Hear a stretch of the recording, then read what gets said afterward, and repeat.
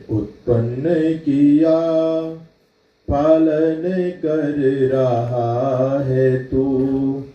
तुझसे ही पाते प्राण हम, दुखियों के कष्ट हरता है तू। तेरा महान तेज है, छाया हुआ सभी स्थान। सृष्टि की वस्तु वस्तु में तू हो रहा है विद्यमान। तेरा ही धरते ध्यान हम, मांगते तेरी दया। ईश्वर हमारी बुद्धि को श्रेष्ठ मार्ग पर चला। भगवन हमारी बुद्धि को वेद मार्ग पर चला। आप सभी मेरे साथ मिलकर के एक भजन को गुनगुनाएंगे, उसके बाद हम आज की चर्चा को प्रारंभ करेंगे। किसी के काम जो आए उसे इंसान कहते हैं, उसे इंसान कहते हैं। किसी के काम जो आए उसे इंसान कहते हैं, उसे इंसान कहते हैं। पराया दर्द अपनाए उसे इंसान कहते हैं, उसे इंसान कहते हैं। पराया दर्द अपनाए उसे इंसान कहते हैं, उसे इंसान कहते हैं। कभी धनवान है कितना, कभी इंसान निर्धन है। कभी धनवान है कितना, कभी इंसान निर्धन है। कभी सुख है कभी दुख है, इसी का नाम जीवन है। कभी सुख है कभी दुख है, इसी का नाम जीवन है। जो मुश्किलों में न घबराए उसे इंसान कहते हैं, उसे इंसान कहते हैं। किसी के काम जो आए उसे इंसान कहते हैं, उसे इंसान कहते हैं। ये दुनिया एक उलझन है, कभी धोखा कभी ठोकर। ये दुनिया एक उलझन है, कभी धोखा कभी ठोकर। कोई हंस हंस के जीता है, कोई जीता है रो रो कर। कोई हंस हंस के जीता है, कोई जीता है रो रो कर। जो गिर कर फिर संभल जाए, जो गिर कर फिर संभल जाए, उसे इंसान कहते हैं, उसे इंसान कहते हैं। किसी के काम जो आए उसे इंसान कहते हैं, उसे इंसान कहते हैं। अगर गलती रुलाती है तो यह राह भी दिखाती है। अगर गलती रुलाती है तो यह राह भी दिखाती है। मनुष्य गलती का पुतला है, ये अक्सर हो ही जाती है। मनुष्य गलती का पुतला है, ये अक्सर हो ही जाती है। जो गलती करके पछताए, जो गलती करके पछताए, उसे इंसान कहते हैं, उसे इंसान कहते हैं। किसी के काम जो आए उसे इंसान कहते हैं, उसे इंसान कहते हैं। अकेले ही जो खा खा कर सदा गुजरान करते हैं, अकेले ही जो खा खा कर सदा गुजरान करते हैं। यूं भरने को तो दुनिया में पशु भी पेट भरते हैं, यूं भरने को तो दुनिया में पशु भी पेट भरते हैं। पथिक जो बांट कर खाए, पथिक जो बांट कर खाए उसे इंसान कहते हैं, उसे इंसान कहते हैं। किसी के काम जो आए उसे इंसान कहते हैं, उसे इंसान कहते हैं। पराया दर्द अपनाए उसे इंसान कहते हैं, उसे इंसान कहते हैं।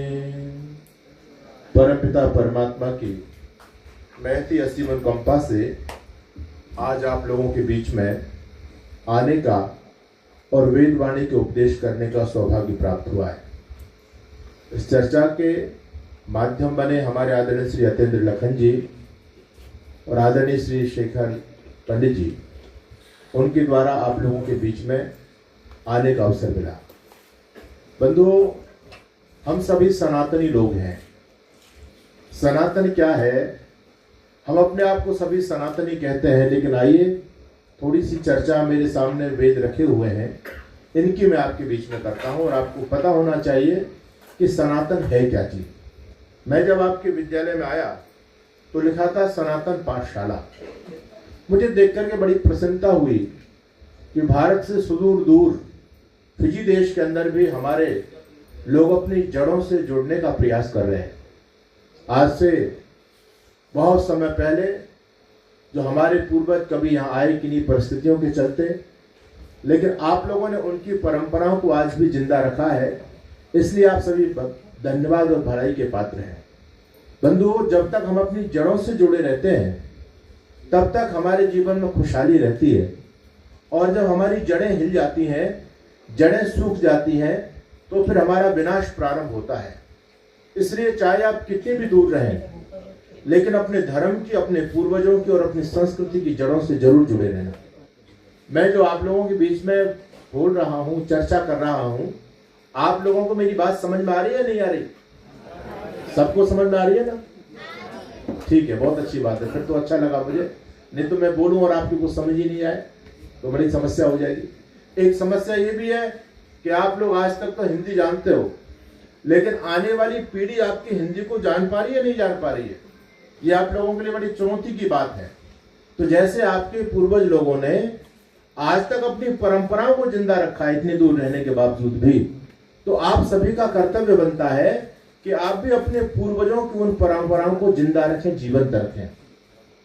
तो हम सभी सनातनी लोग हैं। सनातन का मतलब होता है जो सदा से है। सनातन का मतलब जो सदा से है। अब सदा से कब से? आप लोगों के मन में प्रश्न खड़ा होगा कि महाराज जब से दुनिया बनी तब से। इस दुनिया को बने कितना समय हो गया? तो हमारे ऋषि लोगों ने कहा, और याद रखिए आपको गर्व होना चाहिए सनातनी होने पर, कि हमारे सनातन धर्म के अंदर जब से ब्रह्मा जी ने संसार की रचना की है तब से लेके अब तक की एक एक दिन की गणना हमारे ऋषि महर्षि लोगों ने की है। इस संसार को बने कितना समय हो गया? तो आप जब पूजा पाठ करते हैं तो पंडित जी सबसे पहले संकल्प पाठ बुलवाते हैं, और उस संकल्प पाठ के अंदर ये सृष्टि की संगणना की गई है कि संसार को बने कितना समय हो गया है। 1,96,8,53,126 साल हो चुके इस दुनिया को बने। ये दुनिया लगभग 2 अरब वर्ष पुरानी है। इसकी काउंटिंग हमारे ऋषि लोगों ने की है। आप सभी जानते हैं एक शब्द है रिसर्च, अंग्रेजी में रिसर्च बोलते हैं, और रिसर्च जो शब्द है वो ऋषि से बना है। ये जो हमारे ऋषि थे ये सभी रिसर्च करने वाले थे, और जीवन जगत के जो सिद्धांत हमारे ऋषि लोगों ने वेदों के द्वारा जो दुनिया को दिए, दुनिया आज तक उन पर शोध कर रही है। तो हमारी जो संस्कृति है, वैदिक संस्कृति, सनातन संस्कृति, वो सबसे बड़ी लॉजिकल है, साइंटिफिक है, तार्किक है। तो हमारे धर्म, हमारा जो धर्म है वो सबका मूल है। तो सनातनी हम लोग हैं। तो सनातन का मतलब होता है जो सदा से, और सदा से कब से प्रश्न पैदा होता है, सदा से कब से? तो उत्तर मिला सदा से मतलब सदा से। आप ये नहीं कह सकते कि जब से दुनिया बनी है तब से। इस दुनिया को बने तो समय हो गया, लगभग 2 अरब वर्ष हुए। तो क्या हमारा सनातन धर्म 2 अरब वर्ष पुराना ही है? नहीं, जब से ये दुनिया बनी तब से नहीं, न जाने कितनी दुनिया बन गई। ये है अनादि। अनादि का मतलब जो कभी पैदा नहीं हुआ। अनादि का मतलब होता है जो कभी पैदा नहीं हुआ। तो हमारा जो सनातन धर्म है ये कहां से निकला? याद रखिए 2 चीजें, एक धर्म और एक पंथ, धर्म और एक मजहब, संप्रदाय जिसको आप बोलते हैं। संप्रदाय जो होते हैं इनका कोई ना कोई संस्थापक होता है। रिलीजन जो होता है इसको कोई ना कोई रिलीज करने वाला होता है। धर्म का अंग्रेजी में पर्यायवाची शब्द रिलीजन नहीं है। धर्म का अंग्रेजी में ट्रांसलेशन नहीं कर सकते लोग। रिलीजन को धर्म कहते हैं, लेकिन रिलीजन में और धर्म में बहुत बड़ा अंतर होता है। धर्म किसी व्यक्ति के द्वारा चलाया गया नहीं होता, और रिलीजन किसी के द्वारा रिलीज किया जाता है। तो हमारे जितने भी रिलीजन हैं, चाहे वो बौद्ध हो तो महात्मा गौतम बुद्ध ने रिलीज किया, जैन मत है तो महावीर स्वामी ने उसको रिलीज किया, इस्लाम है तो मोहम्मद साहब ने रिलीज किया, क्रिश्चियनिटी है तो जीसस ने रिलीज की। जितने भी ये पंथ हैं इनका कोई ना कोई रिलीज करने वाला है। लेकिन जो धर्म होता है, धर्म का कोई रिलीज करने वाला नहीं है। अगर मैं आपसे प्रश्न करूं कि इस्लाम किसने चलाया, क्रिश्चियनिटी किसने चलाई, बौद्धिज्म किसने चलाया, जैनिज्म किसने चलाया, तो आपके पास में प्रश्नों के जवाब है कि इसने चलाया, इसने चलाया।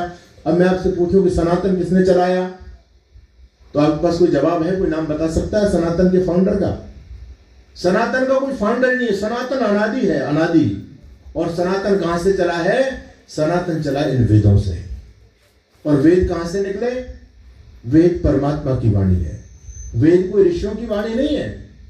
वेद ये जो ग्रंथ है ये किसी मनुष्य ने नहीं लिखे। ये तो आज हमको पुस्तकों के रूप में प्राप्त होते हैं, लेकिन प्राचीन काल में तो हमारे पूर्वजों को सारे वेद याद हुआ करते थे।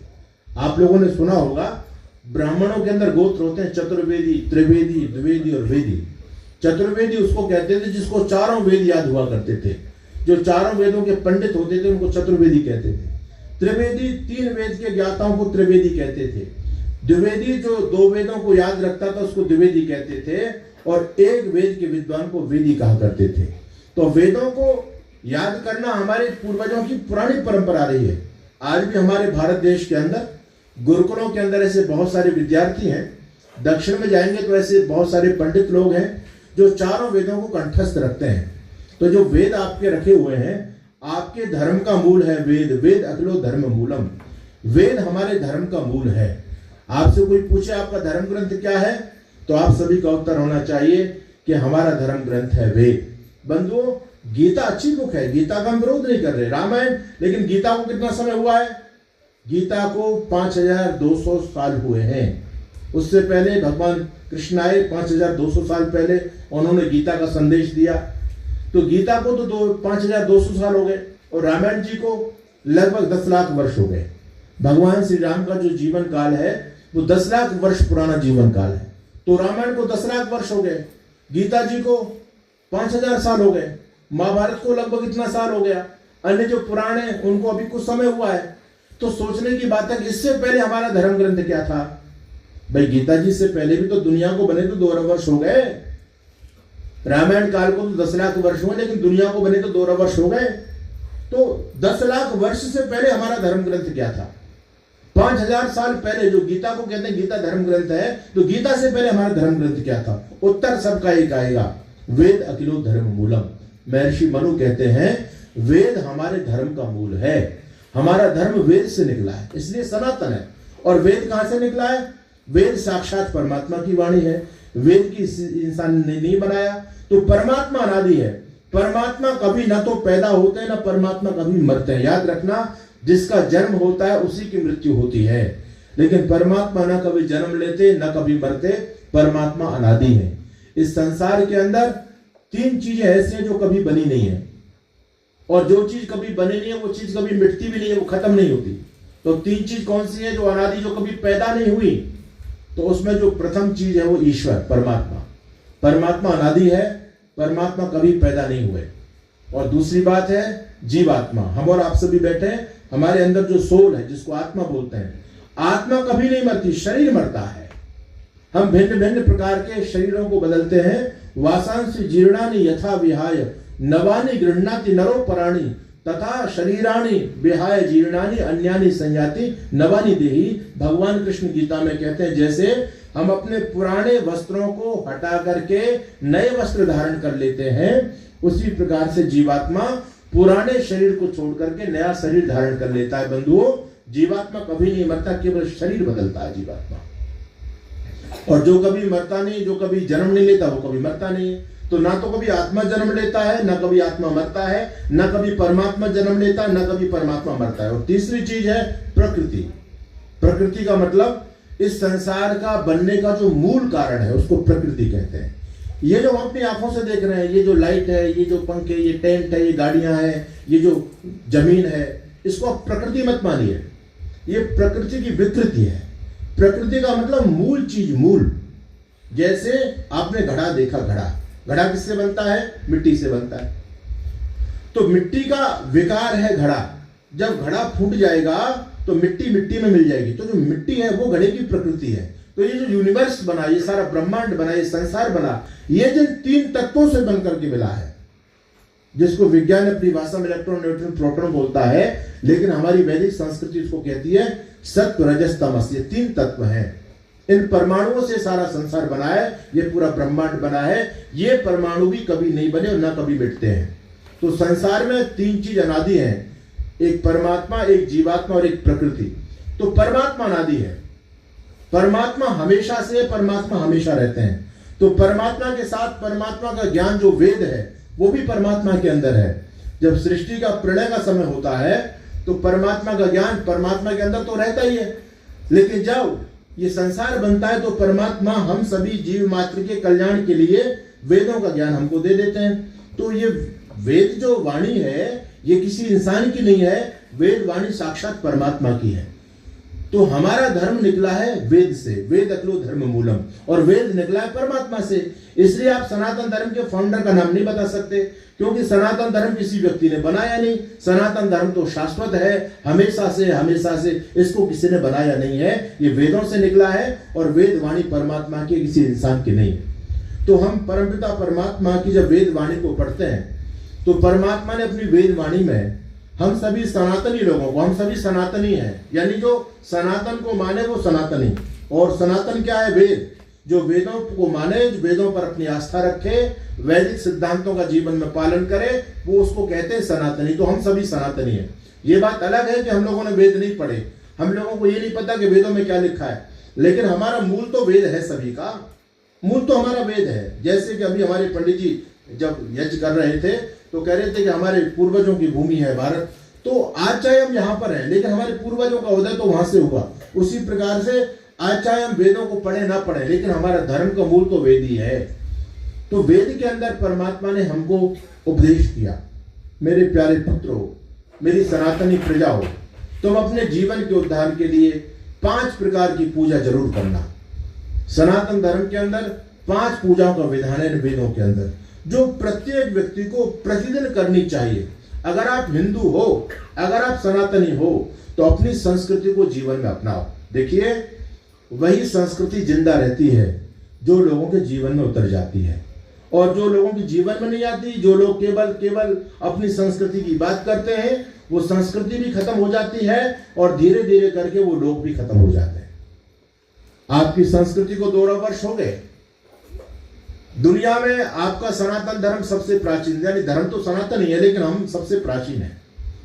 बाकी जितने भी मतपंथ है वो बहुत नवीन है, हमारा धर्म बहुत प्राचीन है। लेकिन जिनकी संस्कृति इतनी प्राचीन है, आज उनका दुनिया में अस्तित्व मिट रहा है। और जो बहुत नवीन है वो बहुत आगे बढ़ रहे हैं। क्यों? क्योंकि वो लोग अपनी संस्कृति को जीवन में जीते हैं।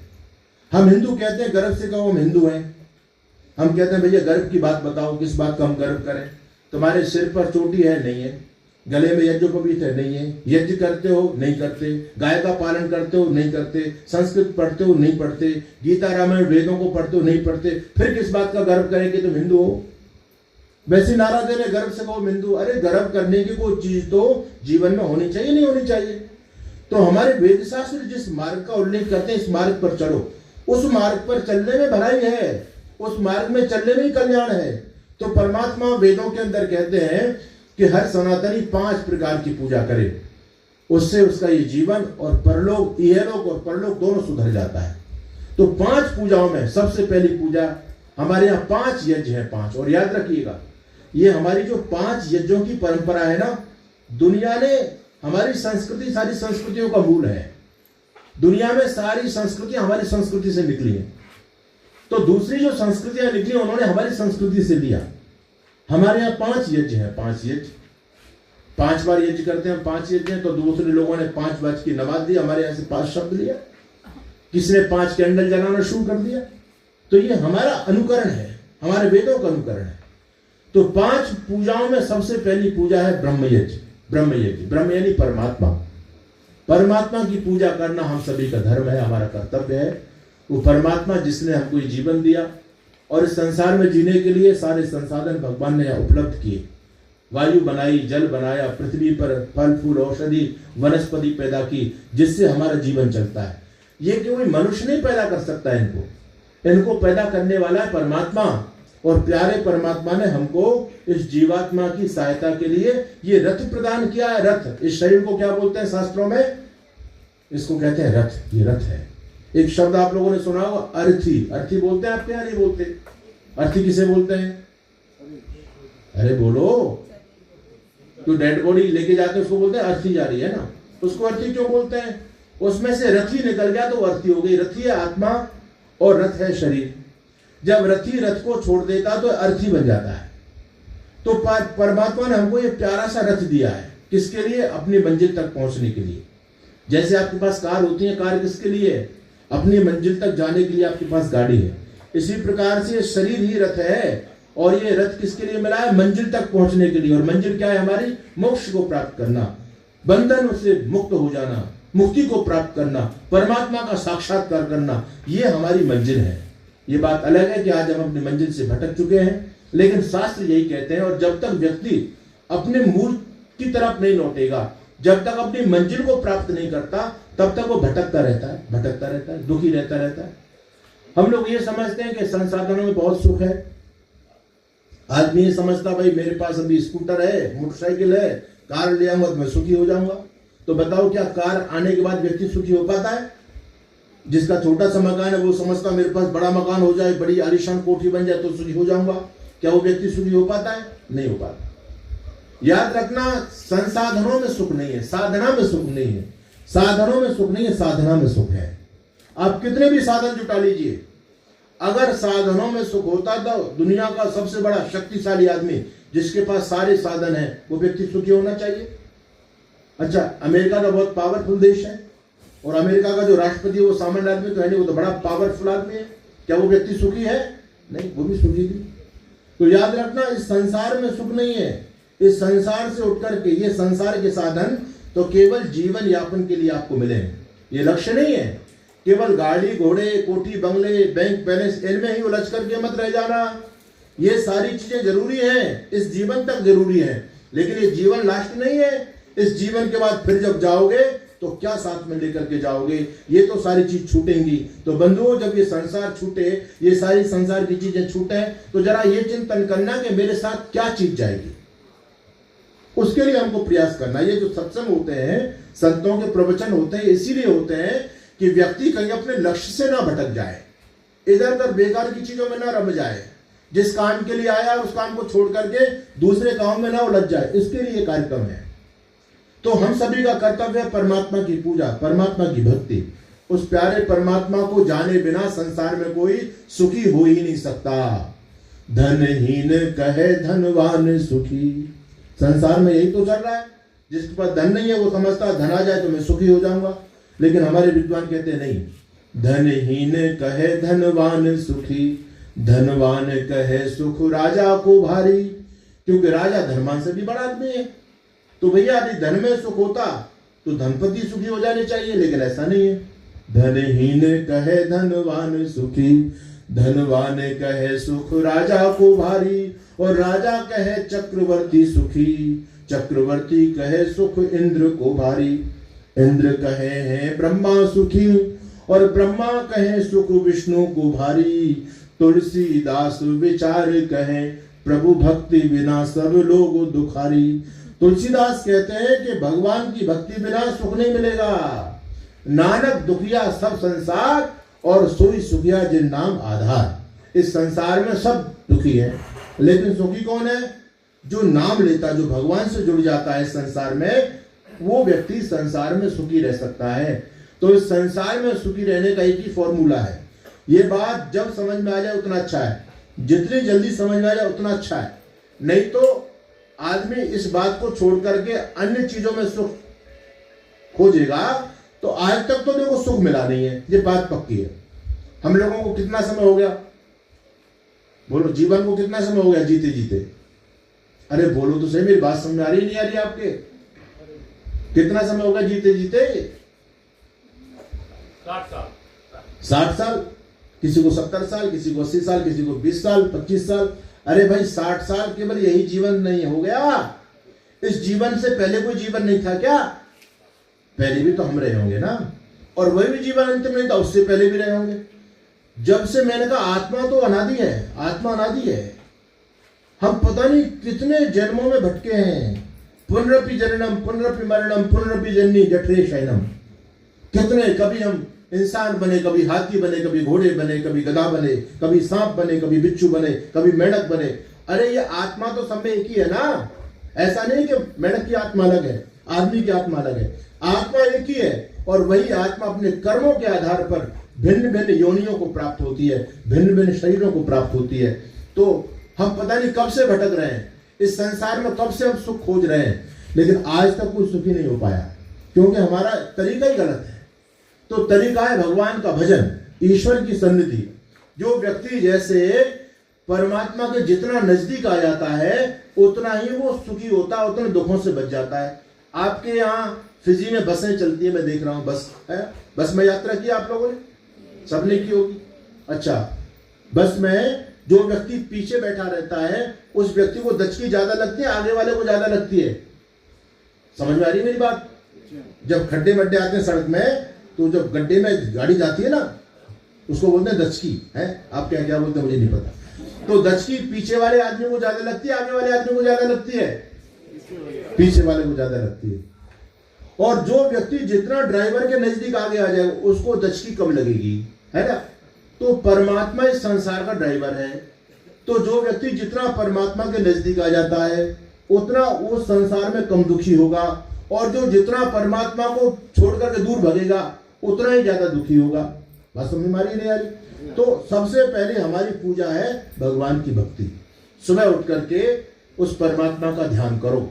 ये मानव जीवन उसी का देन है। कितना सुंदर शरीर दिया, सब कुछ भगवान ने दिया, फिर भी आदमी उस भगवान को भूल रहा है। तो सुबह जग करके परमात्मा का ध्यान, परमात्मा की पूजा, वो सुप्रीम पावर है, उससे बड़ा धरती पर कोई नहीं है। वही हम सबको देख रहा है, वही हमारे कर्मों का यथायोग्य फल देगा। आदमी कभी उसकी दृष्टि से बच नहीं सकता। वो सर्वव्यापी है, वो अजन्मा है, वो अनंत है, वो हमारे भीतर भी है और हमारे बाहर भी है। हम कभी उससे छिप करके दुनिया में कोई कर्म नहीं कर सकते। तू लाख छिपा ले दुनिया से, पर उससे छिपाना मुश्किल है। और कण कण में बसा प्रभु देख रहा, ये राज छुपाना मुश्किल है। परमात्मा से कुछ छुपा सकता है क्या? सीसीटीवी कैमरे लगे होते हैं, हम सावधान हो जाते हैं, सावधान भैया सीसीटीवी कैमरा लगाए, कहीं गड़बड़ नहीं करें क्योंकि कैच हो जाएगा उस पर।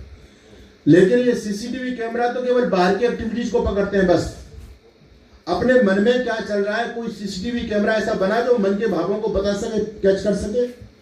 लेकिन याद रखना, परमात्मा अंतर्यामी है। अंतर्यामी का मतलब अपने अंदर भी है, मन मंदिर में भी रहता है परमात्मा। तो परमात्मा हमारे मन में उठने वाले विचारों को भी जानता है, और बाहर से हम करते हैं वो तो कैमरा भी जान लेते हैं। अरे बात तो ये जो मन के भावों को भी जानता है, आपके मन में क्या चल रहा है इस समय। दुनिया की कोई मशीन नहीं पकड़ सकती, लेकिन परमात्मा जानता है, परमात्मा पकड़ता है। इसलिए डरो उस परमात्मा से, कभी कोई गलत काम मत करो। परमात्मा हम सबको देख रहा है। जैसा करेंगे संसार में सबका भुगतान होगा, बच नहीं सकते। कोई गुरु आपको नहीं बचा सकता, कोई मंत्र, कोई तंत्र, कोई जंत्र। चाहे आप कथा कर लो, चाहे आप गंगा जी नहा लो, चाहे गंगा जल का आचमन कर लो, मुक्ति नहीं होगी। जब तक कर्म नहीं सुधरेगा तब तक मुक्ति नहीं होगी। तो भगवान को साक्षी मानते हुए अपने कर्मों को, हमारे कर्मों को भगवान देखते हैं, इसलिए गलत काम नहीं करना जीवन में। परमात्मा से रोज बुद्धि की निर्मल प्रार्थना करना कि प्रभु मेरी बुद्धि को शुद्ध बनाए रखो, जिससे कि मैं अपने जीवन में कोई गलत मार्ग पर न चला जाऊं। अगर गलत मार्ग पर चला गया तो फिर तो हम नीचे पतन की तरफ चले जाएंगे। ये जो मेढक घूम रहे हैं ना, मेढक, मैंने देखा मेढक बहुत है, उछलते रहते हैं। तो ये मेढक, इनको भी भगवान ने कभी चांस दिया होगा, इनको भी इंसान बनाया होगा, लेकिन इंसान बनकर के अपने अहंकार में फूल गए। इन्होंने धर्म की मर्यादा को खत्म कर दिया। बस eat drink and B Mary, खाओ पियो और मौज करो। बस दुनिया में किसने क्या देखा है, मौज मस्ती में रह गए, सारा बहुमूल्य जीवन उन्होंने बर्बाद कर दिया। ऐसे भी लोग हैं संसार में जो कहते हैं यावत जीवित सुखम जीवित, ऋणम कृत्वा घृतम पिबेत। इसका मतलब कि जब तक जियो संसार में ठाट से जियो, ठाट करो, ऐश आराम करो, मौज लो। ये जीवन बार बार नहीं मिलता है। तो लोगों ने पूछा भैया मौज तो तब ले जब मौज लेने के लिए धन हो, पैसा तो नहीं है, कहां से मौज ले। तो लोगों ने कहा कि अगर धन नहीं है तो दूसरे से मांग लो, उधार ले लो, किसी से कर्ज ले लो, कर्ज लेकर के घी पियो, ऐसा आराम करो। दूसरे आदमी ने कहा भैया किसी से कर्ज लेंगे तो चुकाना तो पड़ेगा। हमने कर्ज लेकर के गाड़ी खरीदी, क्या फिर उसका पैसा नहीं चुकाना, उसका फिर फायदा क्या। तो कहा कि जब तक इस संसार में हो तब तक तो टालम टोल करते हो, उसके कर्ज को चुकाओ मत, और जब संसार से चलेंगे तो फिर कहां से ले लेगा वो।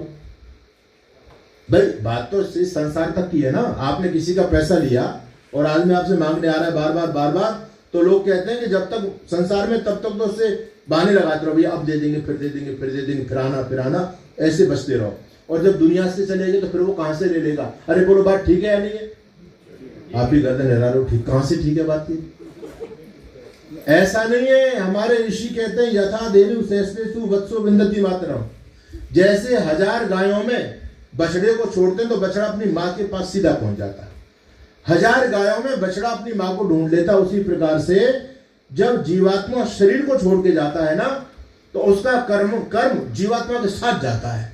अब वो जीवात्मा चाहे किसी भी योनि में जाएगा, वो कर्म उसके साथ चलेगा। इसलिए याद रखना, ये जन्म अंतिम जन्म नहीं है। ये जो नास्तिक लोग जो कहते हैं ना, जब तक जियो ठाट से जियो, घी ऋण लेकर के घी पियो, मौज मस्ती करो, बाद में किसने क्या देखा। अरे भैया सब कुछ अभी दिखाई दे रहा, बाद की बात तो छोड़ दो। हमारा सनातन धर्म इतना लॉजिकल है। हमारे ये नहीं कि मरने के बाद पता चलता, इसी जन्म में पता चल जाएगा। आपके अपने कर्मों का फल क्या मिलता है आपको इसी जन्म में पता चल जाएगा। आपके जिले का क्या नाम है बोलो। है टोको। अब ये शब्द ऐसे मेरी समझ में नहीं आते।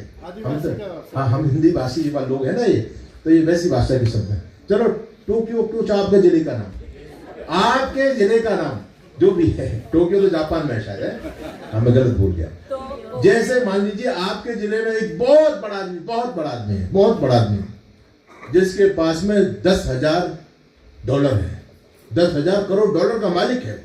कितना आदमी, कितना पैसे वाला है, बहुत पैसे वाला है ना। $10,000 करोड़ का मालिक है, इतना पैसा उसके पास में है। उसके घर में एक बच्चे ने जन्म लिया, ठीक है, वो बहुत बड़ा बिजनेसमैन है, बहुत पैसा उसके पास में। उसके घर में जब बच्चे ने जन्म लिया, अभी बच्चे ने जन्म लिया है, कर्म नहीं किया उस बच्चे ने कुछ। अब बताओ वो बच्चा जन्म लेते ही $10,000 करोड़ का मालिक बन गया नहीं बन गया। अरे बोलो बात समझ आ रही नहीं आ रही। बन गया नहीं। अब इस बच्चे ने तो कमाई नहीं है भाई, डॉलर इसके दादा ने कमाई, बहुत मेहनत की, इसके पिता ने मेहनत की, कितना मेहनत किया, उसके बाद $10,000 करोड़ का मालिक बने इसके माता पिता, और ये जन्म लेते 10,000 करोड़ का मालिक बन गया। इसने कुछ नहीं किया लेकिन मालिक बन गया। एक और है जो बहुत गरीब परिवार में एक बालक ने जन्म लिया उसी समय, बहुत गरीब परिवार में, उसके पास कोई घर नहीं है, कोई मकान नहीं है, एक फूटा सा मकान है, खाने पीने की कोई व्यवस्था नहीं है। वहां पर भी एक बच्चे ने जन्म लिया है, और एक बच्चे ने उस $10,000 करोड़ वाले के घर में जन्म लिया। अब कर्म दोनों में से किसी ने कुछ नहीं किया, अभी केवल जन्म लिया है। एक जन्म लेते ही $10,000 करोड़ का मालिक बन गया, और एक जन्म लेते रोड पर पड़ा, उसके पास कुछ नहीं है। ये अंतर क्यों है? एक भजन गाते हैं हमारे यहाँ, एक झोली में फूल भरे हैं, एक झोली में कांटे, अरे कोई कारण होगा। इस संसार में कोई दुखी है और कोई सुखी है तो कोई कारण है। इस संसार में कोई धनी है तो कोई निर्धन है तो कोई ना कोई कारण है। इस संसार में कोई सुंदर है और कोई कुरूप है तो कोई ना कोई कारण है। इस संसार में कोई बहुत स्मार्ट है, बहुत खूबसूरत है और कोई कुरूप है, उसका कोई ना कोई कारण है। और कारण क्या है? हमारा अपना कर्म। हमारा कर्म ही सुख दुख का कारण बनता है। हमारा कर्म ही संसार में भोग प्रदान करता है। अच्छे कर्म होंगे तो अच्छे भोग मिलेंगे, और यदि कर्म खराब होंगे तो भोग भी नहीं मिलेंगे, फैसिलिटीज नहीं मिलेगी आपको। तो याद रखना, इस संसार को बनाने वाला, इस संसार को चलाने वाला एक सुप्रीम पावर परमपिता परमात्मा, तो उसकी हमेशा उसकी स्तुति करना, उसका धन्यवाद करना कि प्रभु तूने मुझे मानव का तन दिया है, तेरी बड़ी कृपा है। अब ये तन मेरे से छिन नहीं जाए, मैं नार के योनियों में न चला जाऊं, इसलिए मेरी बुद्धि को पवित्र बना के रखना, क्योंकि बुद्धि भ्रष्ट हुई तो आदमी अपने पद से डगमगा जाएगा, खत्म हो जाएगा। और बुद्धि यदि उसकी अच्छी है तो फिर क्या होगा?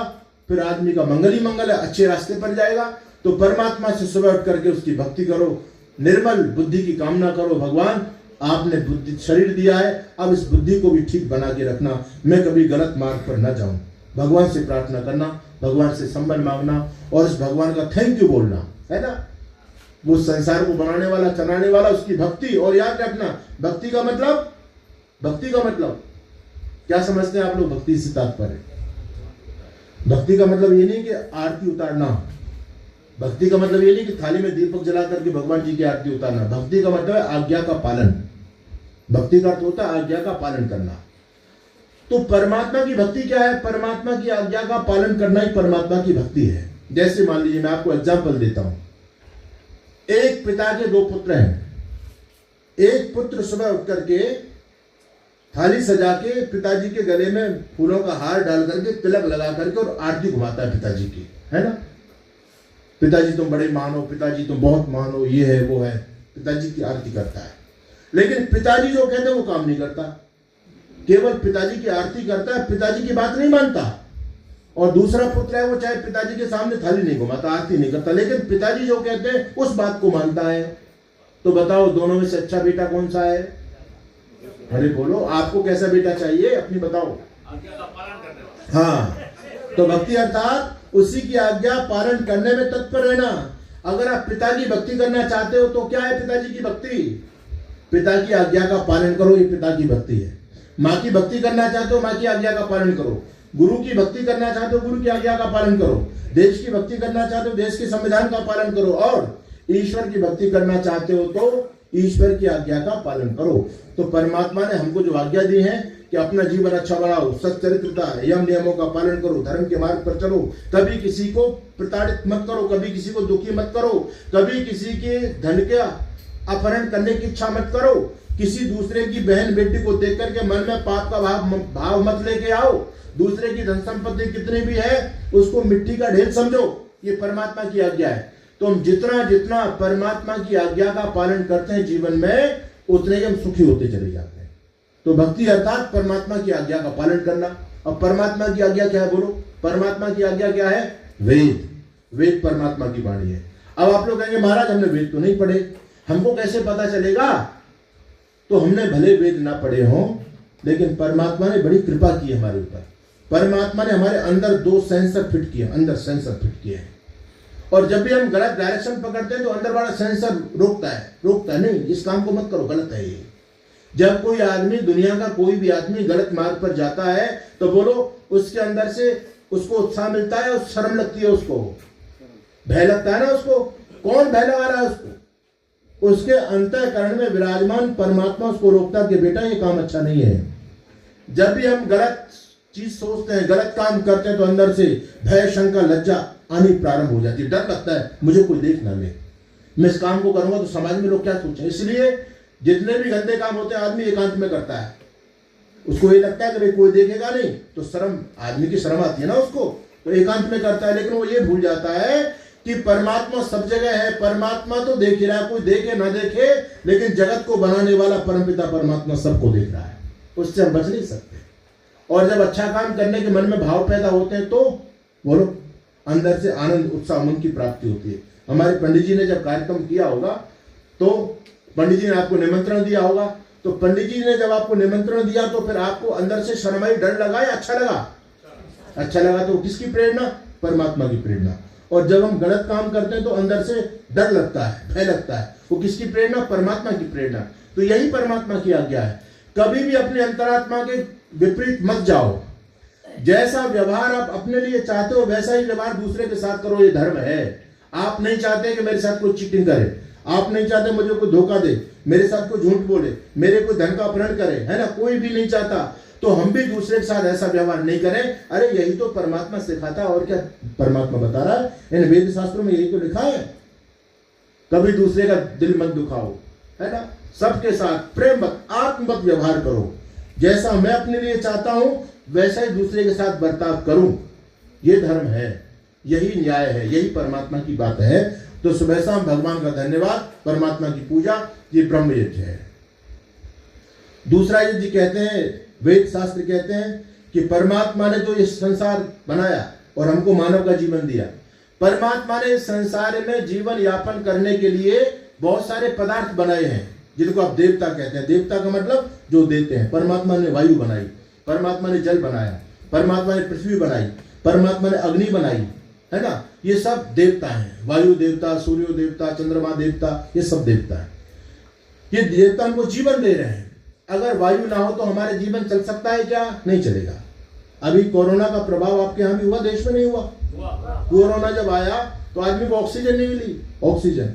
और जब ऑक्सीजन नहीं मिली तो उसने एक सिलेंडर खरीदा, एक ऑक्सीजन का सिलेंडर खरीदना पड़ रहा था। और वो सिलेंडर कितने डॉलर का होगा, कितने $1000 का मिलता होगा, आपको पता है? और कितने घंटे चलता था वो ऑक्सीजन का सिलेंडर? 24 घंटे। 24 घंटे में हमारे भारत में 5-5 हजार में एक ऑक्सीजन का सिलेंडर बिका, 5-5 हजार रुपए में। अच्छा, हम 24 घंटे में कितने हजार की वायु ले रहे हैं? 5000 की तो मान लो 24 घंटे में। और आज तक कितने, हम 60 साल के हो गए, कितने 24 घंटे निकल गए। अरे करोड़ों रुपए की तो वायु ले चुके हैं आज तक। कभी आपने सोचा? हम शुद्ध वायु ले रहे हैं और अंदर से क्या निकाल रहे हैं? कार्बन डाइऑक्साइड निकाल रहे हैं। हम शुद्ध जल पीते हैं, एकदम मिनरल वाटर, एकदम प्योर आरओ का, और अंदर से गंदा करके उसको निकालते हैं। ठीक है, अच्छा, हम शुद्ध तो चीज ले रहे हैं, कभी इनको शुद्ध करने का भी प्रयास किया? अगर इस वायु का हम दोहन करते चलेंगे तो वायु देवता कुपित हो जाएगा, वायु खराब हो जाएगी, ऑक्सीजन की समस्या हो जाएगी। जल का हम यदि अच्छा प्रयोग करें और गंदा जल को सारा गंदा करेंगे तो जीवन कैसे चलेगा? तो ये सब देवता हैं, इनकी शुद्धि का ख्याल रखना, यही इनकी पूजा है। तो हमारे ऋषि लोगों ने देव पूजा के लिए हमको यज्ञ बताया। ये जो आपने हवन किया है ना, ये हमारे सनातन धर्म की सबसे प्राचीन और सबसे साइंटिफिक पूजा पद्धति है। इससे बड़ी कोई पूजा पद्धति हमारे सनातन धर्म में नहीं है। वेद शास्त्र, गीता, रामायण, महाभारत में सर्वत्र यज्ञ का ही अनुष्ठान लिखा है। यही आपकी सच्ची पूजा है। बाकी जो अन्य आप पूजा करते हो वो करते रहिए, मैं निषेध नहीं करता, लेकिन इस पूजा को मत छोड़ना। आप देवताओं को तृप्त करना चाहते हो, नहीं करना चाहते? बोलो, अरे बोलो, बात समझ आ रही है? करना चाहते हो? देवताओं को भोग लगाना चाहते हो, नहीं लगाना चाहते हो? हमारी संस्कृति तो देवताओं को खिला के खाने की तो है। आप जब घर में भोजन बनाते हो तो पहले देवताओं को भोग लगाते हो। कोई त्योहार पर्व आता तो देवताओं को भोग लगाते हैं। तो हम कैसे भोग लगाते हैं? खीर बनाई, हलवा बनाया, मिठाई बनाई, थाली में रखी, और देवता घर में विराजमान है मूर्ति के रूप में। आप उनको आरती करते हो और देवता के मुंह पर लगा देते हो कि खीर खा लो, हलवा खा लो। तो बताओ, क्या वो देवता खाते हैं? ईमानदारी से बोलना, नहीं खाते ना। आप थोड़ी देर बाद फिर थाली को वापस ले आते हो। आपने देवताओं को खिलाना चाहा, लेकिन देवता ने नहीं खाया। ये देवता, ऐसा नहीं कि देवता खाते नहीं, देवता खाते हैं, पर हम लोगों को खिलाना नहीं आता देवताओं को। अब आप हमको अपने घर बुलाओ, महाराज हमारे यहाँ भोजन करने चलो। आपने बढ़िया खीर बनाई और खीर की चम्मच भर के आप मेरे कान में डालो तो क्या खा लूंगा? मेरी नाक में डालोगे तो क्या खा लूंगा? अगर खिलाना है तो आहुति कहां देनी पड़ेगी? मुंह में देनी पड़ेगी। तो आप जब देवताओं को खिलाना चाहते हो तो ये भी जानो कि देवताओं का मुख क्या है। तो हमारे ऋषि वेद शास्त्र कहते हैं, अग्निर्वे देवानां मुखम। अग्नि सभी देवताओं का मुख है। अग्नि देवता वो सब देवताओं का मुख है। तो आपने जो अग्नि में भोग दिया, वो सारा भोग सभी देवताओं तक पहुंच जाता है। आप जब यज्ञ कर रहे थे तो उसमें अग्नि स्वाहा, इंद्राय स्वाहा, वरुणाय स्वाहा, सोमाय स्वाहा, अनेक देवताओं का नाम ले रहे थे, उनको पुकार रहे थे और आहुति कहाँ दे रहे थे? अग्नि में दे रहे थे। तो अग्नि में दी हुई आपकी आहुति सभी देवताओं तक पहुंच जाती है। ये अग्नि देवता अपने पास नहीं रखता। ये मत समझना कि पंडित जी ने घी फूंक दिया, बर्बाद कर दिया। नहीं, बर्बाद नहीं किया है। ये हमारी कितनी वैज्ञानिक पूजा पद्धति है। अग्नि के अंदर डाला गया कोई पदार्थ नष्ट नहीं होता है। साइंस कहता है, भगवान कृष्ण कहते हैं कि भाव का कभी अभाव नहीं होता और अभाव का कभी भाव नहीं होता। साइंस कहता है जो चीज एक बार बन गई वो चीज कभी मिटती नहीं है। अब आप ये कहेंगे घी तो फूक गया हमारा, सामग्री डाली, सामग्री तो खत्म हो गई। वो खत्म नहीं हुई, बर्बाद नहीं हुई है, वो नष्ट नहीं हुई है, बल्कि उसकी अवस्था चेंज हुई है। वो परमाणु में विभक्त हो गई है, खत्म नहीं हुई, और वो हजारों गुना बढ़ करके इस वायुमंडल में व्याप्त हो गई। जैसे कि आप एक लाल मिर्च लीजिए, एक लाल सूखी मिर्च लो, तो सूखी मिर्च एक आदमी आराम से खा जाएगा, लेकिन उस एक लाल मिर्च को आप आराम से इस अग्नि के अंदर डालो, एक लाल मिर्च को, तो क्या होगा? वो लाल मिर्च खत्म हो गई या परमाणु में व्यक्त होकर के और ज्यादा बढ़ गई, व्यापक हो गई? अरे बोलो। आप लोग दुकानदारी करते हैं तो एक दुकान के अंदर 4 बोरी लाल मिर्च भरी है, 4 बोरी बड़े बड़े बोरे। किसी को पता ही नहीं है कि भैया लाला जी लाल मिर्च भी बेच रहे हैं, किसी को नहीं पता। लेकिन उन 4 बोरी लाल मिर्चों में से 2 लाल मिर्च लाके अग्नि में डाल दो, तो फिर क्या होगा? आपके आसपास जितने भी लोग होंगे सबको खांसी उठेगी, उठेगी नहीं उठेगी? तो मिर्च खत्म नहीं हुई है। ये मिर्च जब अग्नि में डाली तो अग्नि में जल करके नष्ट नहीं हुई, बल्कि ये परमाणु में विभक्त होकर के पूरे वायुमंडल में फैल गई है। तो अग्नि में जो आप आहुति देते हो, कितनी वैज्ञानिक पूजा पद्धति है। घी आपका खत्म नहीं हुआ, घी फैल करके परमाणु विभक्त होकर वायुमंडल में चला गया। सामग्री जो भी कुछ डालोगे अग्नि देवता में, अग्नि ही सच्चा देवताओं का मुख है, अग्नि सभी देवताओं का दूत है। तो हमारे ऋषि महर्षि प्राचीन काल में यज्ञ किया करते थे, हम लोग भी यज्ञ करते थे। हमारे आर्यों की पूजा पद्धति यज्ञ करना है। अग्नि कहते हैं, अग्नि लोग आर्य लोग अग्नि को पा सकते। अग्नि क्या है? ये यज्ञाग्नि है। भगवान राम का जन्म कैसे हुआ? यज्ञ से हुआ, नहीं हुआ? होता है सारे विश्व का कल्याण यज्ञ से, जल्दी प्रसन्न होते हैं भगवान यज्ञ से। पूजा है इसको कृष्ण ने, भगवान राम ने, होता है कन्यादान भी इसी के सामने। कितना पवित्र काम है। जब विवाह होता है तो किसके साथ हम फेरे लेते हैं? अग्नि के साथ फेरे लेते हैं, अग्नि की तरफ घूमते हैं। कोई पेड़ के फेरे नहीं लेता, कोई मूर्ति से फेरे नहीं लेता, है ना, कोई जल से फेरा नहीं लेता, सब अग्नि से फेरा लेते हैं। ये अग्नि हमारी संस्कृति का आधार है। तो ये यज्ञ है, इस यज्ञ को हमको अवश्य करना चाहिए। और इन यज्ञ को करने से 5 तत्वों की शुद्धि हो जाती है। पृथ्वी जल अग्नि वायु आकाश सब की शुद्धि करता है यज्ञ। इसलिए भगवान कृष्ण गीता में कहते हैं, अन्नात् भवति भूतानि पर्जन्यादन्न संभव, यज्ञात् भवति पर्जन्यो यज्ञ कर्म समुद्भवम्। अन्नात् भवति भूतानि, भूत अन्न से बचते हैं, भूत अन्न पर निर्भर रहते हैं। भूत यानी वो नहीं जो आपने कहानियों में सुनी होगी, घोष बोलते हैं अंग्रेजी में, क्या बोलते हैं, वो भूत नहीं है। हम सभी भूत हैं। प्राणियों को कहते हैं भूत। भूत यानी ये नहीं मरने के बाद आदमी भूत बनता है, वो नहीं है। अन्नात् भवति भूतानि, प्राणियों का जीवन अन्न पर निर्भर है। अन्नात् भवति भूतानि पर्जन्यात् अन्न संभव, और अन्न वर्षा से संभव है। वृष्टि ना हो तो अन्न कहां से होगा? वृष्टि ना हो तो औषधि वनस्पति कहां से पैदा होंगी? पर्जन्यात् अन्न संभव, और यज्ञात् भवति पर्जन्यो, और यज्ञ पर्जन्य यज्ञ से संभव है। बादल वृष्टि से होते हैं, यज्ञ से होते हैं। और यज्ञ कर्म समुद्भवम, और यज्ञ सभी कर्मों का उद्भव है। यज्ञ सभी कर्मों का मूल है, आधार है। तो इसलिए यज्ञ हमारी पूजा पद्धति है। इसको कहते हैं, ये है पितृयज्ञ, ये है देव यज्ञ। देवताओं की पूजा करो। हमारी संस्कृति देवताओं को खिला के खाने की है, लेकिन अब संस्कृति हमारी छूट रही है। पहले बताओ, पहली रोटी किसके लिए होती थी? बोल। गाय के लिए। और गाय को तो पहले मिलती थी, लेकिन उससे भी पहले जब घर में रोटी बनती थी ना, तो माता जी रोटी का टुकड़ा तोड़ के और उसमें घी शक्कर मिला के पहली आहुति अग्नि को देती थी। और अग्नि को भोग लगने के बाद फिर पहली रोटी गाय की, और अंतिम रोटी किसकी? कुत्ते की। और गाय की भी खा गए हम, और कुत्ते की भी खा गए। सारी संस्कृति खत्म हो रही है। याद रखना, अपनी संस्कृति को समझो। हमारी संस्कृति देवताओं को खिला के खाने की है। तो देवताओं को खिलाने का तरीका यज्ञ है, यज्ञ है। तो यज्ञ को जीवन में जरूर अपना। 21 आहुति सुबह शाम दीजिए, ये आपका धर्म है। अच्छा बोलो, हम शुद्ध वायु लेते हैं लेकिन ऑक्सीजन, कार्बन डाइऑक्साइड छोड़ रहे हैं, वातावरण को शुद्ध कर रहे हैं, जल को शुद्ध अशुद्ध कर रहे हैं, सबको अशुद्ध कर रहे हैं। इनको शुद्ध करना हमारा धर्म है या नहीं? तो ये कैसे शुद्ध होंगे? यज्ञ के द्वारा शुद्ध होते हैं। तो ये देव यज्ञ है। और तीसरी पूजा बताइए वेद में पितृयज्ञ।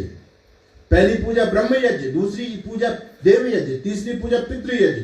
पितृ यानी पितर लोगों की पूजा करो। पितर का मतलब माता पिता, दादा दादी, सास ससुर, घर में जितने भी बुजुर्ग लोग हैं सब पितर कहलाते हैं। मरने के बाद मत करो, मरने के बाद वो चले गए, अब तुम उनके नाम से कुछ भी करते रहो, उसका उनका कोई लेना देना नहीं है, वो तो चले गए जहां जाना था। जीते जी पूजा करो, जीते जी। जीते जी जिसने माता पिता को पूज लिया उसको बाद में कुछ करने की आवश्यकता नहीं है। ये हमारी वैदिक संस्कृति है। आज संस्कृति आई fathers day, mothers day, teachers day. एक दिन फादर्स डे के दिन पिताजी के पैर छू लिए, वो बस बन गए श्रवण कुमार, बोले आज फादर्स डे, पिताजी के पैर छू लिए। मदर्स डे, माता जी का सम्मान कर लिया। अरे ये तो हमारा रोज का काम है। वो लोग तो साल में एक बार करते हैं, तो रोज करते हैं, रोज उनका आशीर्वाद लेते हैं। ये पितृयज्ञ है।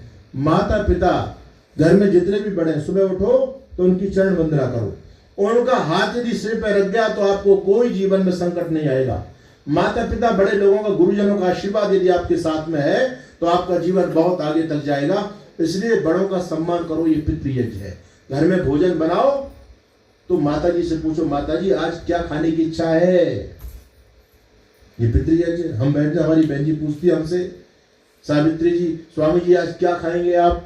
ये यज्ञ है। आपके घर में आपके बुजुर्ग लोग तो रहते हैं ना, तो कभी उनसे पूछ के भोजन बनाते हो? उनसे पूछो कि पिताजी आज क्या इच्छा हो रही है, क्या बनाए? कभी उनकी सेवा करो, अपने हाथ से देखो कितना आनंद मिलेगा। ये जीवन जीने का तरीका है। बाकी इन चीजों को छोड़ दोगे, कितने भी ऊपर उठ जाना, जीवन में शांति कभी नहीं मिलेगी।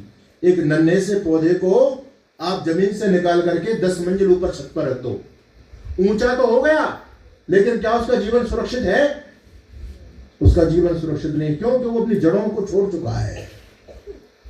तो जब तक हम अपनी जड़ों से जुड़े रहेंगे तभी तक खुशहाल रहेंगे। नहीं, आप जड़ों को छोड़ दो, खूब धन कमा लो, ओडी मर्सिडीज BMW में खूब घूमो, बड़ी बड़ी कोठी बंगले बना लो। अरे बड़े बड़े पैसे वाले सुसाइड कर रहे हैं। क्या है पैसा? कुछ पैसा कोई बड़ी बात है क्या? ये पैसे से आपको जीवन मिल जाएगा, शांति कभी मिलने वाली नहीं है।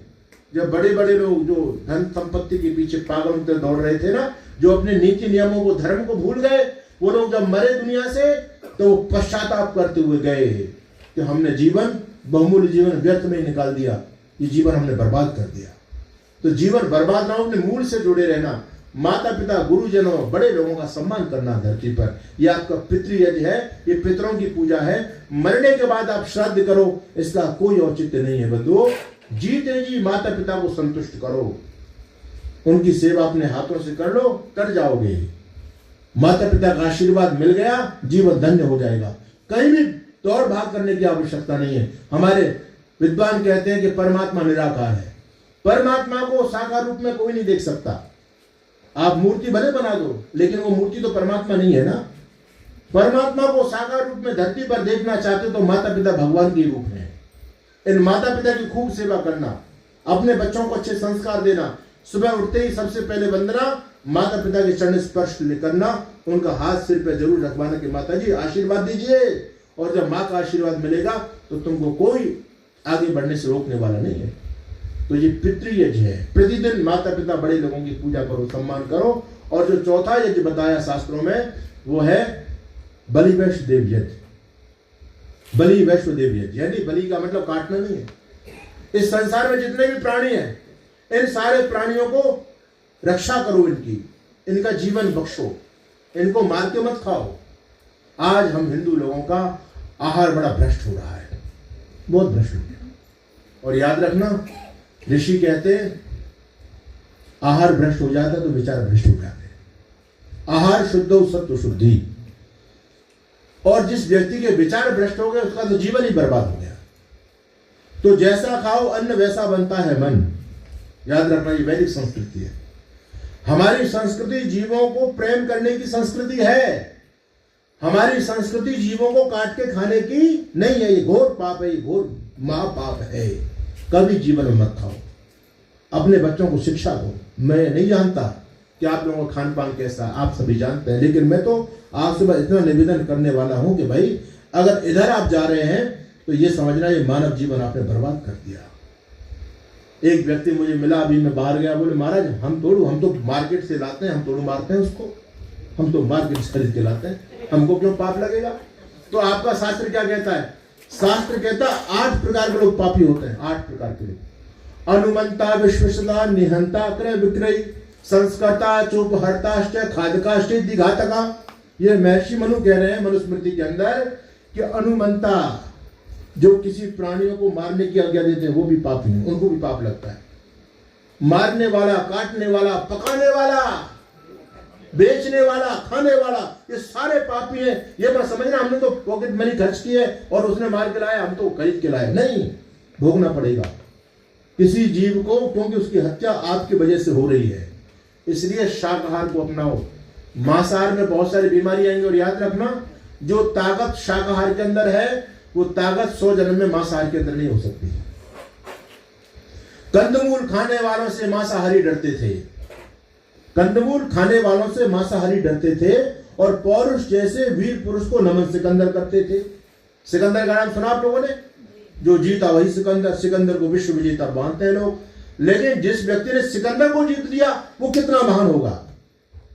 सिकंदर महान था, माना, उसने बहुत दुनिया के देशों को जीता, लेकिन जिसने सिकंदर को जीत लिया वो कितना महान होगा? और सिकंदर मांसाहार कर खाने वाला, और महाराजा पौरुष जिसने सिकंदर को धूल चटाई वो शाकाहार करने वाले, कंदमूल फल खाने वाले। और जीत किसकी हुई? महाराजा पौरुष की हुई। कंदमूल खाने वालों से मांसाहारी डरते थे, पौरुष जैसे वीर पुरुष को नमन सिकंदर करते थे, और 14 वर्षों तक खूंखारी वन में जिनका धाम था, मन मंदिर में बसने वाला शाकाहारी राम था। चाहते तो खा सकते थे वो मांस पशु के ढेरों में, लेकिन उनको प्यार मिला शबरी के मीठे बेरों में। और चक्र सुदर्शनधारी थे, दानव दल पर भारी थे, और मुरली से बस करने वाले गिरधर शाकाहारी थे।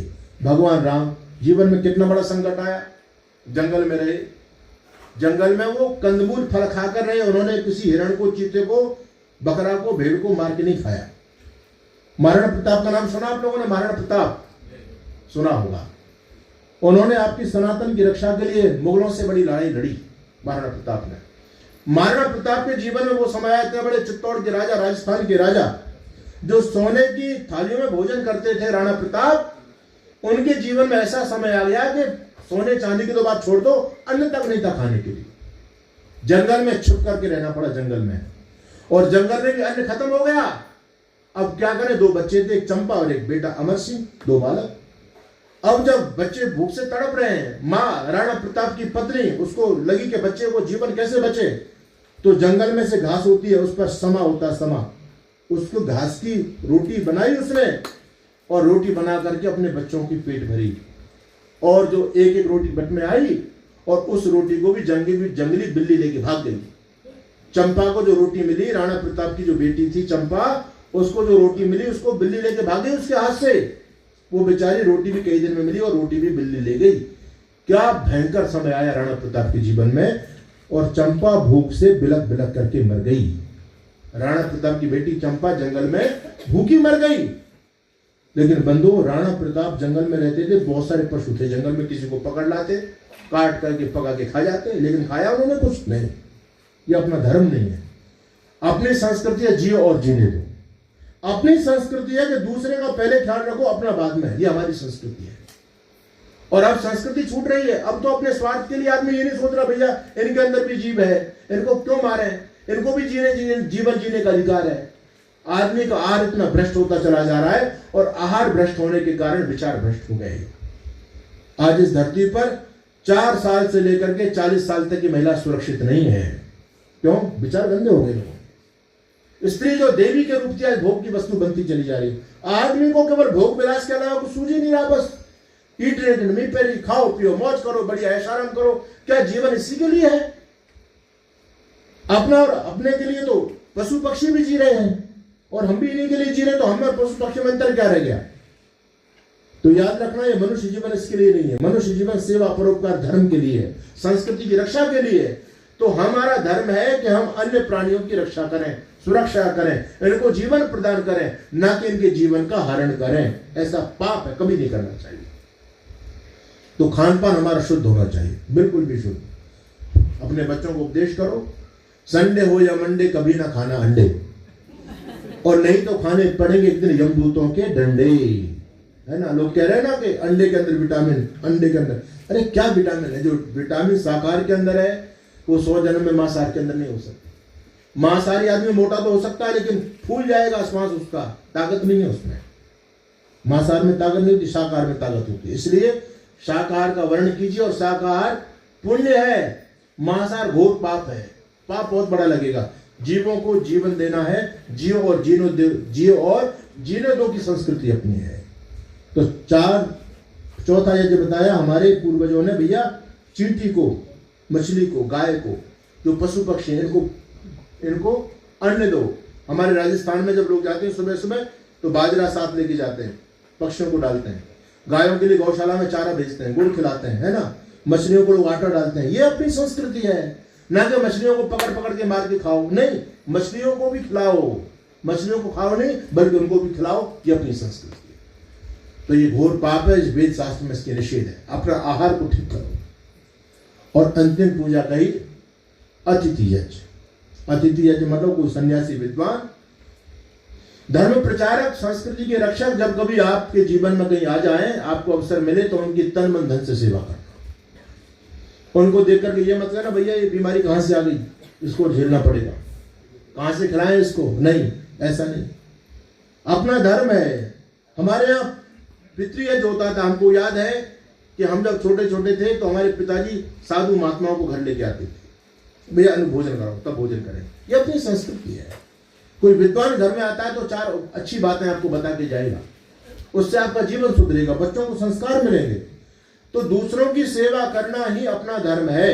अंतिम बात मैं आपसे कहना चाहता हूं, देखो आपने 2 चीज सुनी है, एक पाप और एक पुण्य, एक धर्म और एक अधर्म, एक स्वार्थ और एक परमार्थ। अंतर क्या है? पाप और पुण्य में अंतर क्या है? धर्म और अधर्म में पुण्य अंतर क्या है? लोग बड़े भ्रमित हो रहे हैं। याद रखना, बहुत सरल सी परिभाषा है। जो काम अपने लिए किया जाता है वो आपका अपना कर्म है, और यदि वही काम दूसरे के लिए किया जाए तो वो धर्म हो जाता है। अपने लिए करते हो वो आपका अपना स्वार्थ है, और दूसरे के लिए उसी काम को करते हो तो परमार्थ हो जाता है। आप खुद खाना खाते हैं, आपका अपना कर्म है, और जब आप दूसरे को खाना खिलाते हो तो ये कर्म नहीं, ये धर्म है। आप खुद कपड़े पहनते हो, ये आपका अपना कर्म है, लेकिन किसी भूखे को, किसी गरीब को, किसी जरूरतमंद को जिसके पास वस्त्र नहीं है उसको आप वस्त्र देते हो तो यही कर्म धर्म बन जाता है। आप स्वयं पानी पीते हो तो आपका अपना कर्म है, लेकिन जब आप गर्मी के समय में प्याऊ लगाते हो तो क्या लिखते हो? धर्मार्थ प्याऊ, वो आपका धर्म बन जाता है। अपने लिए जीना ये आपका स्वार्थ है, लेकिन दूसरे का ख्याल रखना यही परमार्थ है, यही धर्म है, यही पुण्य है। तो संसार में आकर के हम पुण्यों का अर्जन करें, इस संसार में धरती पर आकर के अच्छा कर्म करें, इस धरती को अच्छी तरह से सजाएं। परमात्मा ने आपको इस धरती पर भेजा है, आप इंसान हैं, आपका फर्ज बनता है इस धरती को सजा करके रखना, परमात्मा की प्रकृति को अच्छी तरह सजा करके रखना। आहार निद्रा भय मैथुनम च सामान्य मेतक पशु बिन नराणम। शास्त्र कहते हैं खाना पीना पशु भी करते हैं, आदमी भी करता है। बालक बच्चे पैदा करना पशु भी करता है, आदमी भी करता है। भय पशु को भी लगता है, आदमी को भी लगता है। फिर अंतर क्या है पशु और आदमी में? तो कहते हैं धर्मो ही तेषाम अधिको विशेषा। मनुष्य और पशुओं में केवल एक ही अंतर है, मनुष्य धर्म कर सकता है, पशु धर्म नहीं कर सकता। मनुष्य अपने से ऊपर उठ करके सोच सकता है। फॉर एग्जाम्पल, जैसे एक पशु है, गाय को ले लो, उसके पास उसका बछड़ा है और वो भूखे हैं दोनों, उनको चारा नहीं मिला। थोड़े दिन बाद थोड़ा सा चारा मिला उस गाय को, बच्चा भी पास में बंधा और गाय भी बंधी हुई है, दोनों भूखे। आप बताओ मुझे कि पहले वो खुद खाएगी अपने बच्चे को खिलाएगी? बोलो बोलो। इसका मतलब आप लोगों ने पशुपालन नहीं किया। अभी तो आप पैकेट वाला दूध पी रहे हो बाहर का। जो लोग पशुपालन करते हैं उनसे पूछना, पशु में ये सोच नहीं है, चाहे कोई भी पशु हो, चाहे भैंस हो, चाहे कोई भी हो। उसको भोजन मिलेगा तो वो पहले ये नहीं सोचेगी ये बच्चा को ज्यादा जरूरत है मेरे से, इसको खिला दो, नहीं मर जाएगा ये, नहीं, वो उसमें भी धक्का मार के खुद खा जाएगी। ये पशु प्रवृत्ति है। अपना अपना सोचना ये पशु प्रवृत्ति है। और एक माँ है, वो भूखी है और उसका बच्चा भी है उसके साथ, और दोनों को बहुत दिन बाद थोड़ा सा भोजन मिला तो बोलो वो माँ खुद खाएगी, अपने बच्चे को खिलाएगी। हाँ, ये धर्म है। इंसान सोच सकता है, अपने से ऊपर उठ करके सोच सकता है कि भाई मेरे से ज्यादा जरूरी इसके लिए है। यही जीवन जीने का एक फॉर्मूला है, यही जीवन जीने का एक तरीका है। ये चिंतन करो कि भाई मैं अपने से ज्यादा इसको वरीयता दूंगा। ये धर्म है आपका, ये पुण्य है, ये परमार्थ है। ये हम लोग कर सकते हैं, पशु पक्षी नहीं कर सकते। पशु पक्षी तो केवल अपने लिए जीते हैं। इंसान भी यदि अपने लिए जीता है तो फिर इंसान किस बात का? हम तो फिर पशु पक्षी की श्रेणी में जा रहे हैं। तो ऋषि कहते हैं धर्मो ही तेषाम अधिको विशेष। धर्म ही एक ऐसी चीज है जो मनुष्य के अंदर विशेष है और मनुष्य धर्म कर सकता है। और यदि मनुष्य धर्म ना करे, मनुष्य जीवन को प्राप्त करने के बाद भी अधर्म करता है, तो फिर याद रखना ये जो 84 लाख योनियां है ना, ये हमारे लिए ही है। अभी तो मनुष्य योनि है और ये मनुष्य योनि हमेशा नहीं रहने वाली। यदि हम अपने धर्म से गिरेंगे तो फिर ये अगले जन्म में मेढक जो छलांग लगा रहे हैं ना, ये पहले छलांग हमने भी लगाई होगी और आगे भी हम लगा सकते हैं। तो इसलिए पाप से डरना, धर्म का आचरण करना, जीवन में सेवा परोपकार करना, दूसरों को सुख देना, धरती पर किसी को कष्ट मत देना, ये आपके वेद शास्त्र सनातन धर्म सिखाता है। हमारे मंदिरों से उद्घोष होता है विश्व का कल्याण हो। बोलते नहीं बोलते? धर्म की जय हो, अधर्म का नाश हो, प्राणियों में और विश्व का। और विश्व में कौन कौन आ गए? मनुष्य मनुष्य है, पशु पक्षी भी आ गए, सब आ गए। विश्व में मछली भी है, मुर्गी भी है, सब हैं, छोटे छोटे जीव सब हैं। सबका कल्याण हो, सबका कल्याण हो, अपना नहीं सबका कल्याण हो। ये आपका सनातन धर्म सिखाता है। तो समय हो गया, आप लोगों ने मेरी बात को ध्यान से सुना। आप सभी का बहुत बहुत धन्यवाद। सबके लिए शुभकामना और आशीर्वाद। भगवान की कृपा आप सब पर बनी रहे और आप अपनी जड़ों से जुड़े रहें, अपने मूल से जुड़े रहें और सभी संगठित रहें, एक रहें और सनातन धर्म की जय जयकार करते रहें। आप सभी के लिए पुनः बहुत बहुत आशीर्वाद, शुभकामनाएं। अगर आपके मन में कोई डाउट हो, कोई प्रश्न हो तो आप प्रश्न कर सकते हैं। अगर कोई प्रश्न करना चाहता है तो प्रश्न कर सकते हैं। बाकी कार्यक्रम को यही समाप्त करते हैं। ठीक है जी, आ जाओ। वहां पंडित जी कहाँ गए? आइए, ये ले लो माइक ले।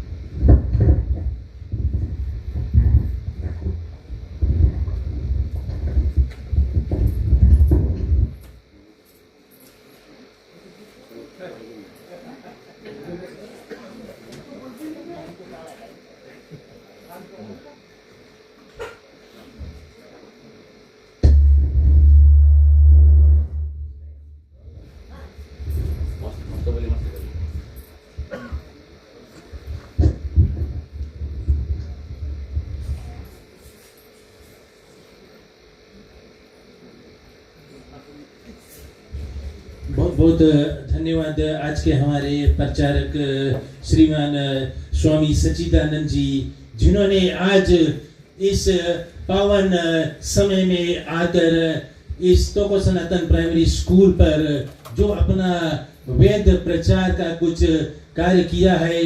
मैं बैठा सुन रहा था। मैं तो अब यही सोच रहा हूँ कि मैं अब इससे आगे क्या कहूँ। बहुत अच्छी अच्छी बातें आज हमारे स्वामी जी ने हमें बतलाया है कि जिंदगी क्या है और हमें जिंदगी कैसे जीनी चाहिए। इंसान मनुष्य का जन्म जब हमें मिला है तो कैसा जन्म हमें रहनी चाहिए और कैसे बितानी चाहिए, एक दूसरे के साथ कैसे रहनी चाहिए।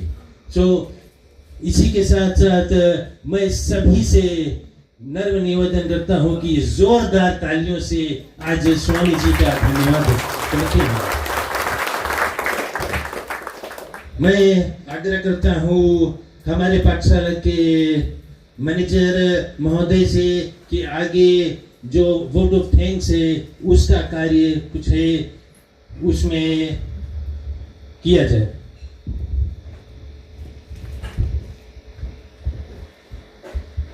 धन्यवाद चित्रधार जी। सबसे पहले तो हम ईश्वर को धन्यवाद देना चाहते हैं कि इतना अच्छा मौसम हमें दिया। हम स्वामी जी को हृदय से धन्यवाद देते हैं कि वो भारतवर्ष से आकर यहाँ पर प्रवचन किया।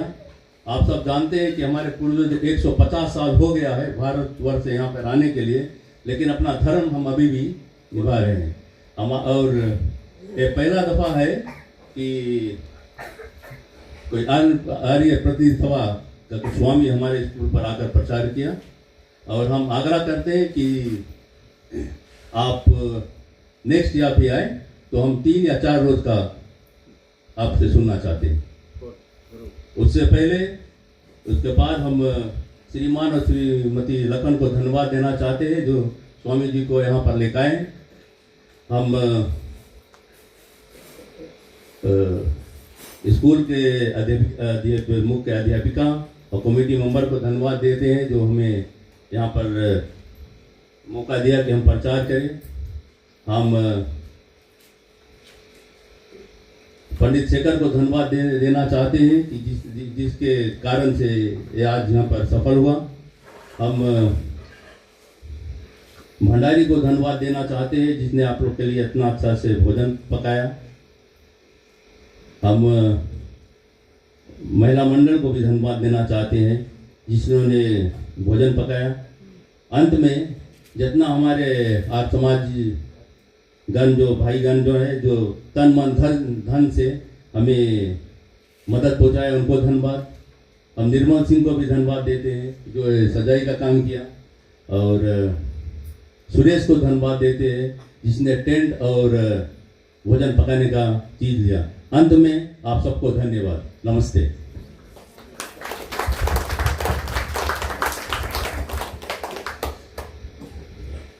धन्यवाद मैनेजर साहब जी। और अब मैं आग्रह करता हूँ हमारे पंडित शेखर जी से कि जो संगठन शुभता का जो प्रयास है उसको करते हैं। पंडित जी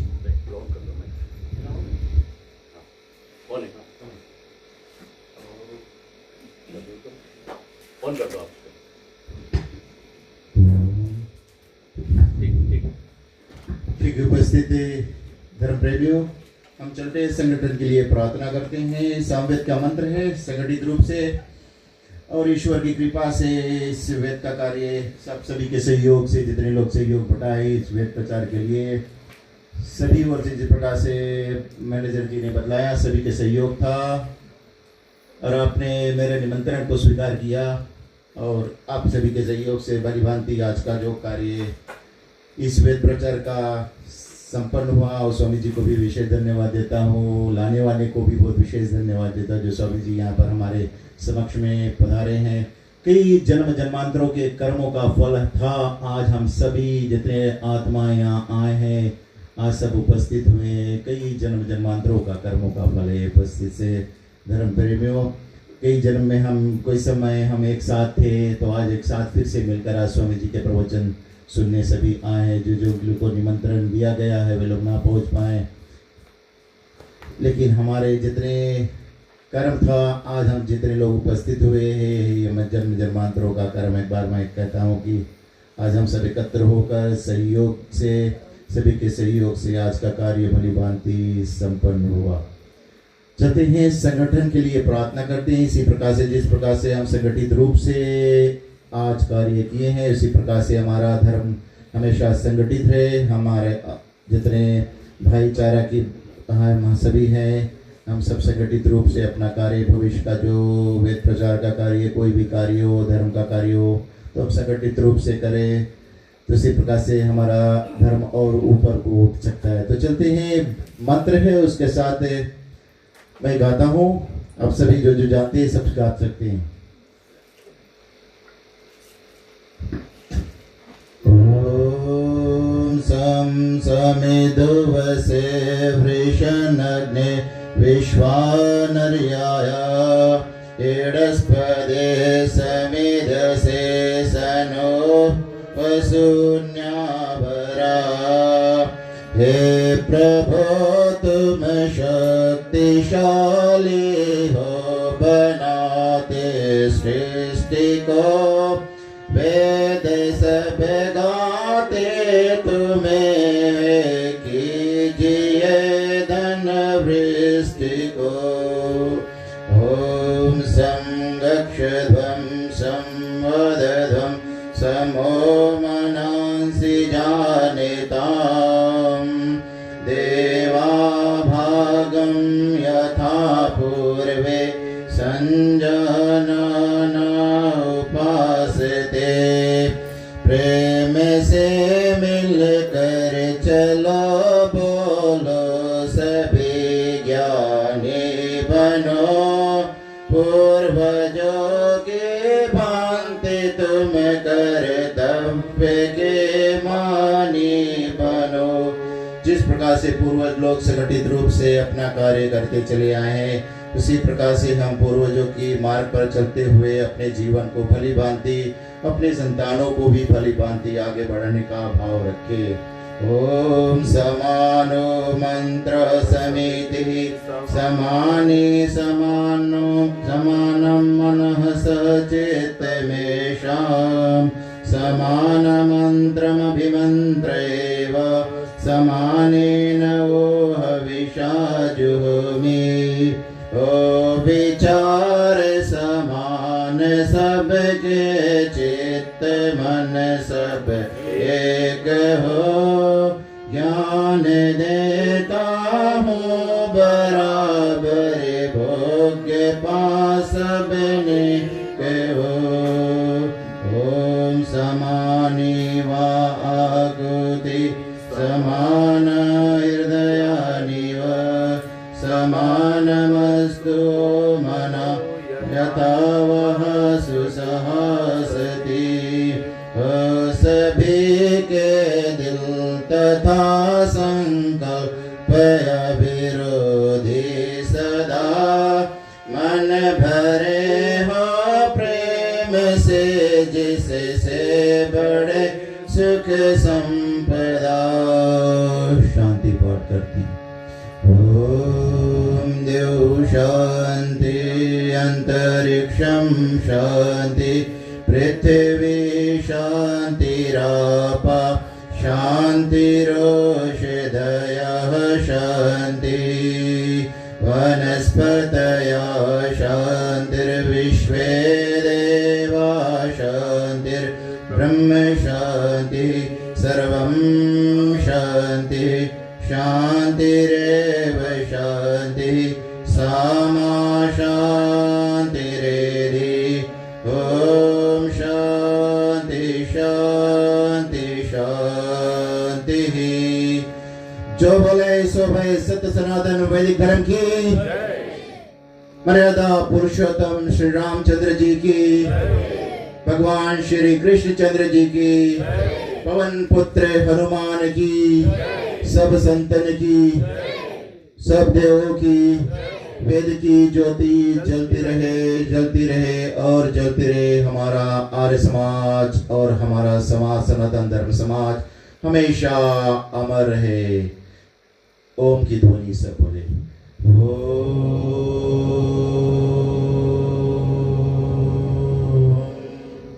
चलते हैं। सभी के लिए भोजन का प्रबंध उपस्थित धर्म प्रेमियों, सभी को भोजन का पूजा अवश्य कर जाए। भोजन की पूजा उनको करने से होती है। तो चलते हैं, अन्न के लिए प्रार्थना की करते हैं। बहुत पुरुषार्थ से सभी लोग का अर्थों से जो लोग दान किए हैं, सभी के अर्थ से भोजन बनाया गया, बहुत मेहनत कर। तो आशा है सभी भोजन कर तब यहाँ से आज का कार्य से प्रस्थान करें। चलते हैं, अन्न के लिए प्रार्थना करती हूँ। ओम अन्नपते अन्नस्य नो देहि अन्यवश्य सुष्मिना प्रप्रदातरं तारीशोर्जन्नो देहि द्विपदे चतुष्पदे। ओ अन्न के स्वामी परमात्मा, हमको रोग तथा बलदायक अन्न दीजिए। अन्न का दान करने वाले को सुखी रखिए। हमें 2 पैर वाले तथा 4 पैर वाले प्राणियों को अन्न शक्ति देवे। ओम शांति शांति शांति। धन्यवाद सभी को आने के लिए। पुनः अपने ओर से मैं धन्यवाद करता हूँ।